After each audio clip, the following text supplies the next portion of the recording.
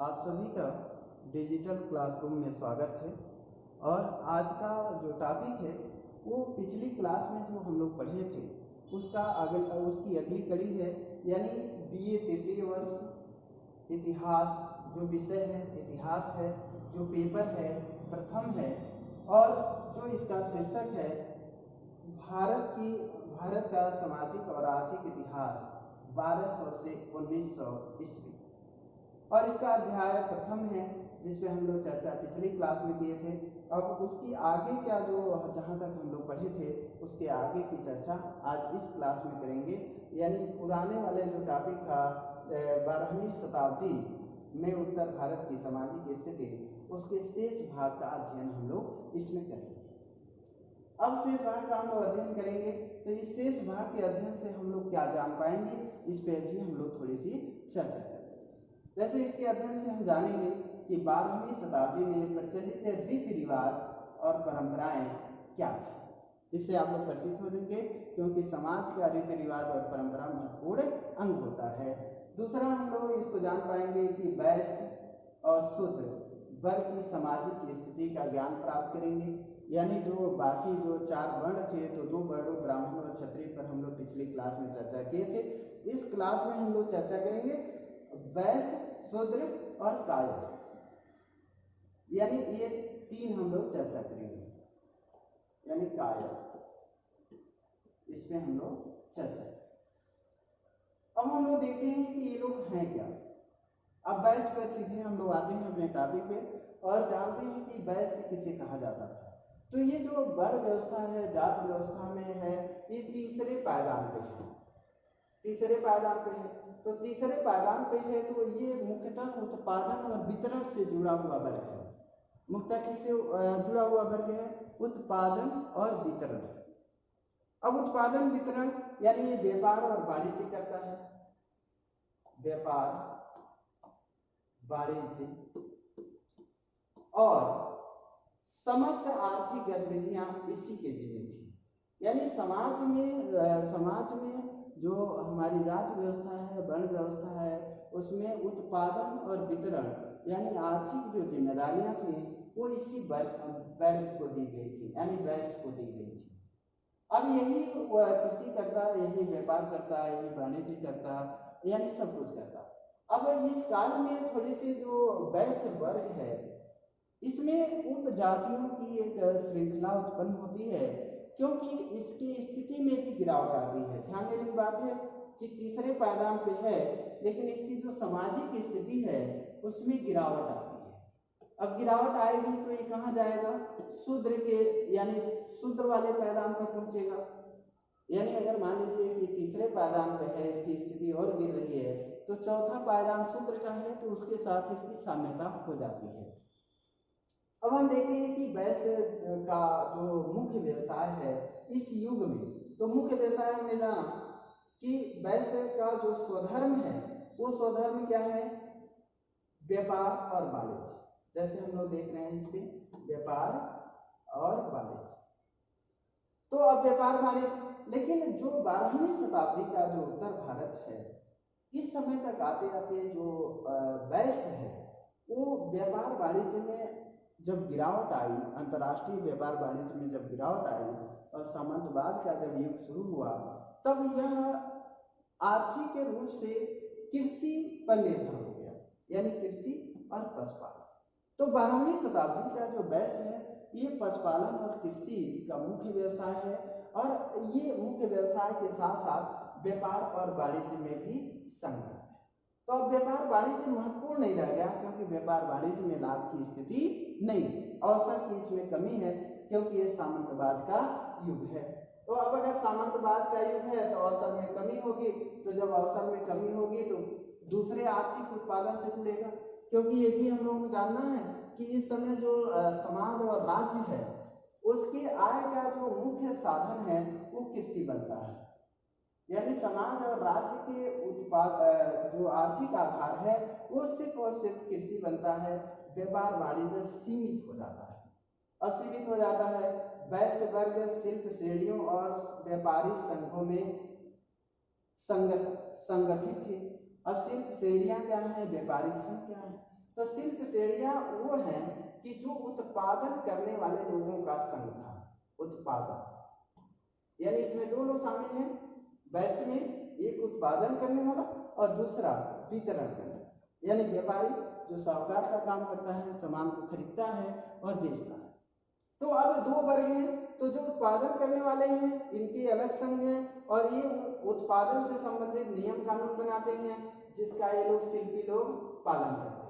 यानी इन श्रेणियों का भी अपना एक धर्म था, एक नियम था जिसका इसके सदस्यों को पालन करना है।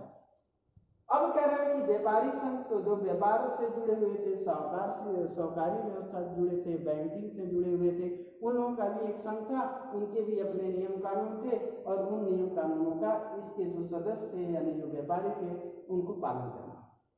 अब ये जो दो संघ हैं इसमें वर्ण, जाति और उपजाति यानी ये तीनों लोग शामिल हैं।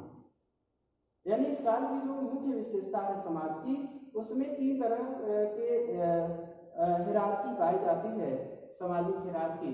एक तो हमने बताया कि वर्ण, दूसरा जाति और तीसरा उपजाति। तो उपजाति महत्वपूर्ण है क्योंकि जब ये पूर्व मध्यकालीन यानी 12वीं शताब्दी का समाज है तो इसमें ज्यादा यही पैदा होते हैं, यानी इनकी संख्या में वृद्धि हो जाती है और वृद्धि होती है तो उसका काम है और उसका मतलब है कि जो वैश्य वर्ग है, अगर वैश्यों में देखा जाए उपजाति, तो जो लोग अलग अलग व्यापार वाणिज्य अपनाए हुए थे उन व्यापार वाणिज्य की एक लंबी श्रृंखला थी। कोई टोकरी बनाता था, कोई रस्सी बनाता था, कोई लोहे का काम करता, कोई स्वर्ण का काम करता, यानी इस तरह बढ़ई का काम करता। तो ये लोग थे तो वैश्य वर्ग में, लेकिन ये लोग काम करते थे तो जिस काम को ये लंबे समय तक करते रहे तो उस लंबे समय तक करते रहे तो उस जो विशेषज्ञता थी उस काम से जुड़ी हुई वो पीढ़ी दर पीढ़ी ट्रांसफर होती रही और पिता से पुत्र और पुत्र से उसका पुत्र, ये व्यवसाय लगातार चलता रहा और चलता रहा तो वो जो परिवार है, वो समुदाय है, उसी व्यवसाय के नाम से जाना गया। तो जैसे बढ़ई का जो काम करने वाला है तो वैश्य, लेकिन वो जात उसकी क्या बन गई, बढ़ई, यानी लकड़ी का काम करने वाला का, लोहे का काम करने वाला का लोहार हो गया। तो अब लोहार वैश्य वर्ग में आता है जाति और वर्ण में, लेकिन ये व्यवसाय के रूप में अगर लोहे का व्यवसाय करता है तो ये उपजाति हो जाएगा। यानी वैश्यों का जो लोहे का काम करने वाला है वैश्य वर्ग में उपजाति होगा। उसका कारण भी है कि जब समाज में लाभ की स्थिति को बनाए रखने के लिए ये जो वर्ण व्यवस्था या जाति व्यवस्था है ये अपने को संकुचित कर लेता है 12वीं शताब्दी में, और जो अपने वर्ण और जाति से जो लोग जुड़े हुए लोग हैं, जो अन्य पेशे में लगे हुए हैं, अब उनके व्यापार में गिरावट आ रही है, उनके लाभ में कमी आ रही है, तो जाहिर सी बात है कि उनकी संख्या लंबी है और लंबी है तो जब भी वो जो उप जाति है यानी व्यवसाय के आधार पर जो जाति बनी है अपने अगर मुख्य जाति या वर्ग से जुड़ेगी तो जाहिर सी बात है कि इनके लाभों में हिस्सेदारी मांगेगी, क्योंकि अब इसके आर्थिक उपार्जन के जो साधन हैं वो सीमित हो गए हैं। क्योंकि कोई लोहार लोहे का सामान तभी बनाएगा जब उसकी मांग बढ़ेगी, और जब मांग बढ़ेगी तब उसका आय बढ़ेगा। तो हम जानते हैं सामंतवाद का युग है, और सामंतवाद का युग है जिसमें व्यापार में गिरावट आती है, और गिरावट आती है तो फिर लोहे का काम करने वाला बेरोजगार हो जाता है, और बेरोजगार हो जाता है तो ऐसे में ये लोग मुख्य उत्पादन के साधनों से जुड़े हुए हैं। तो अब ये बेचारा इसी वर्ग से आता है तो ये जो लोहार है वो इनसे मांग करेगा कि आप हमको अपने साथ रखिए, आप जो आर्थिक उपलब्धियां हासिल किए हैं, आर्थिक संकेंद्रण जो आपके पास है हमको जोड़िए और जोड़ करके उसका लाभ हमको भी कुछ दीजिए जिससे हमारा जीवन क्या हो सके, आसान हो सके। अब ये लोग क्या करते हैं कि ये लाभ को मांग न करें, इसलिए ये लोग अपनी जो वर्ण या जाति के जो नियम हैं कठोर कर देते हैं। यानी वर्ण व्यवस्था और जाति व्यवस्था के जो ढांचा है उसको संकुचित कर देते हैं, और संकुचित कर देते हैं तो जितने भी लोग अलग अलग व्यवसाय को अपनाए वो लोग बाहर रह गए, यानी इस जात या वर्ण का अंग नहीं बन पाए, और उन्हीं को हम उपजात के नाम से जाना। तो ये उपजाति जाति का ही व्यवसायगत नाम है, और जब उसको मुख्य जात या वर्ण से अलग कर दिया जाता है तो उपजाति में वो कन्वर्ट हो जाती है। अब देखिए कि जैसा हमने कहा शास्त्रीय परंपरा के अनुसार इस काल में वैश्यों की जो सामाजिक स्थिति है उसमें गिरावट आई। तो हम जानते हैं कि जो कृषि और पशुपालन है 12वीं शताब्दी तक ये शूद्रों का व्यवसाय था, यानी देवर स्मृति में शूद्रों को कृषि और व्यापार और पशुपालन की इजाजत दी गई। अब इजाजत दी गई और वैश्य इसी को अपना रहा है, क्योंकि उसके जो व्यापारिक कार्य हैं वो शिथिल पड़ गए हैं, अब उसमें कोई लाभ खास नहीं है, तो वो व्यापार की ओर उन्मुख होगा। तो जब व्यापार की ओर उन्मुख होगा तो ये शूद्रों के पास पहुंचेगा। तो इस काल में जो गरीब वैश्य है वो शूद्रों के समान स्थिति वाला है, यानी उसकी स्थिति में गिरावट आ गई। अब लेकिन ऐसा है कि 12वीं शताब्दी में थोड़ा व्यापार ऊपर उठा तो इनकी स्थिति में सुधार होने लगा, लेकिन इतना भी सुधार नहीं हुआ कि शूद्र और वैश्य में ज्यादा अंतर किया जा सके। तो अब हमने ये देखा। दूसरी चीज विष्णु पुराण का अगर उदाहरण लें, विष्णु स्मृति की, तो उसमें कहा गया है कि भविष्य में जो वैश्य है इसका वृत्ति दास वृत्ति होगी, यानी अब व्यापार वाणिज्य और कृषि नहीं करेगा, अब वो मजदूर के रूप में काम करेगा। और ये बता रहा है कि वैश्य में लगातार गिरावट आ रही है, क्योंकि उसके गिरावट के पीछे क्या है, व्यापार में लगातार गिरावट आना, क्योंकि ये व्यापार का विशेषज्ञ था, उत्पादन का विशेषज्ञ था। कृषि तो शूद्रों के जिम्मे थी, जो मजदूर के रूप में भी काम करते थे और कृषक के रूप में भी काम करते थे। अब हम लोग आगे देखते हैं कि कायस्थ एक नया जाति आपको देखने को मिलेगी।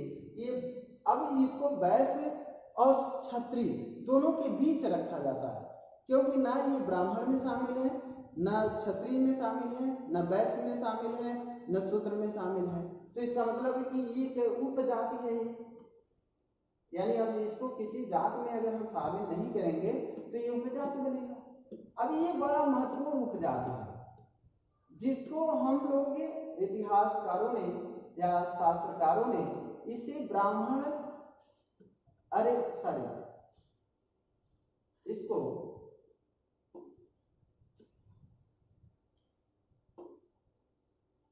क्षत्रिय और वैश्य के बीच रखा, यानी जो वर्ण व्यवस्था जात व्यवस्था है क्षत्रिय और वैश्य के बीच रखा है।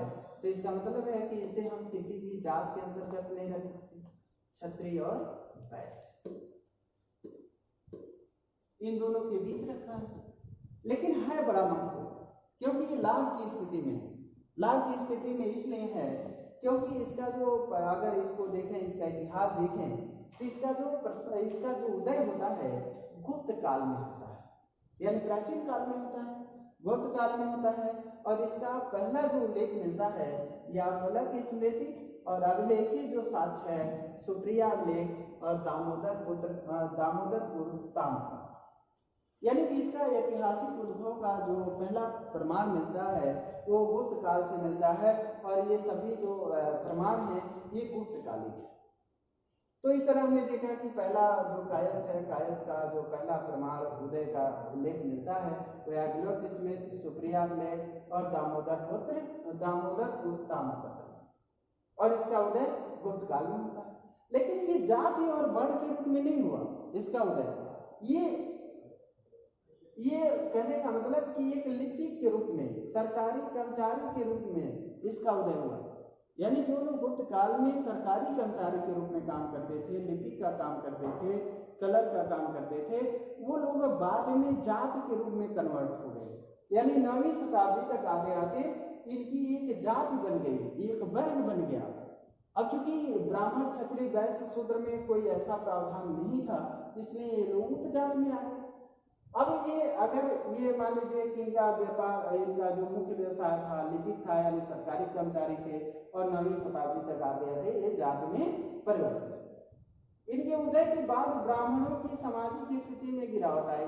अब देखिए क्यों, क्योंकि ब्राह्मण मंत्री, पुरोहित, बड़े बड़े जो क्लर्क और बड़े बड़े अधिकारियों के रूप में भी नियुक्त होता था। और नियुक्त होता था तो जब इनका उदय हुआ तो ब्राह्मणों के अवसरों में कमी आई, क्योंकि अब ये लोग भी लिपिक और बड़े बड़े पदों पर अभिलेखों को अंकित करने वाला, राजस्व विभाग का प्रधान और अन्य राजस्व विभाग से संबंधित जितने भी काम थे यानी कार्यालयी काम थे वो इन लोगों ने हस्तगत कर लिया, यानी कायस्थों ने जब हस्तगत कर लिया तो पहले ब्राह्मण ही इस पर नियुक्त होते थे, तो अब ब्राह्मण और कायस्थ दोनों नियुक्त होने लगे तो इनके अवसरों में क्या हुई, कमी आई। तो जब अवसर में कमी आई तो इनकी सामाजिक और आर्थिक स्थिति में गिरावट आई। तो अब ये भी एक बड़ा महत्वपूर्ण प्रश्न बनता है कि कायस्थों के उदय से किसके सामाजिक स्थिति में गिरावट आती है, तो ब्राह्मण। ऐसा इसलिए होता है कि ब्राह्मणों के जो लाभ के अवसर हैं इनके उदय ने कम कर दिया। अब हम देखें कायस्थ वर्ग किस रूप में काम करता है, लेखाकार, लेखा परीक्षक, भू राजस्व अधिकारी, अध्यापक, न्यायाधीश, यानी जो पद पहले ब्राह्मणों को मिलते थे अब उस पर कायस्थ काम करने लगे। अब इन्होंने अभिलेखों की भी रचना शुरू कर दी, ये भी ब्राह्मण के जिम्मे था, तो अब ये लोग कायस्थ के जिम्मे आ गया। तो इसे बड़ा लाभकारी ये वर्ग था और इससे ब्राह्मणों को ज्यादा नुकसान पहुंचा, यानी उनके लाभ के जो अवसर थे वो कम हुए। अब हम लोग आगे देखते हैं कि शूद्र बड़ा महत्वपूर्ण है, ये चौथा वर्ण और जात के रूप में चौथा है। इसमें इनकी लंबी श्रृंखला है, यानी इनमें उपजातियों की एक लंबी श्रृंखला मिलती है जो 64 के आसपास है, यानी इस काल में 64 उपजातियां इनकी थी। अब ये कहना है कि यह वर्ग सभी प्रकार के सामाजिक विशेषाधिकारों से वंचित था। अब सामाजिक विशेषाधिकार क्या है कि ये धीरे सेवा से जुड़ा हुआ था, यानी हालांकि इस काल में इसको कृषि और व्यापार वाणिज्य का भी स्वधर्म इसको प्रदान किया गया, यानी इसकी वृत्ति मानी गई देवल स्मृति में, लेकिन फिर भी अधिकांश वर्ग इसमें मजदूर था और ये अन्य जो सामाजिक माने धार्मिक जो अधिकार हैं, राजनीतिक अधिकार हैं, उससे वंचित था। अब कह रहा है कि शूद्र के हाथ से भोजन और संपर्क ऊपर के जो 3 वर्ण या जाति हैं, ब्राह्मण, क्षत्रिय, वैश्य, उनके लिए वर्जित है। तो जब वर्जित है तो जाहिर सी बात है कि यह अस्पृश्य वर्ग होगा, अस्पृश्य वर्ग होगा तो इसकी सामाजिक और आर्थिक स्थिति मजबूत नहीं होगी। अब इनकी जो स्थिति है वो दास के समान है, मजदूर के समान है, लेकिन इनमें थोड़ा सा सुधार होता है इस युग में, क्योंकि इनको व्यापार और कृषि में भी भागीदारी दी जाती है। तो एक तरह से देखें तो इनकी स्थिति पहले की अपेक्षा मजबूत होती हुई दिखाई देती है, लेकिन अब इतनी भी मजबूत नहीं है कि ये ऊपर के 3 वर्णों में शामिल हो जाए और अस्पृश्यता इन लोगों के बीच मिट जाए।